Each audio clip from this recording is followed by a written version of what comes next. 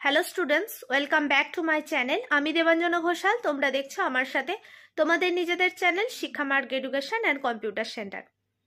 আজকের আলোচ্য বিষয় Bardhaman university BA fifth semester general বা পাশের দর্শন সাজেশন 2024 সালে।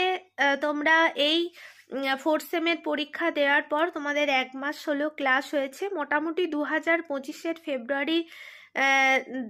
ফেব্রুয়ারির আর কি শেষের দিকে তোমাদের পরীক্ষা হওয়ার সম্ভাবনা।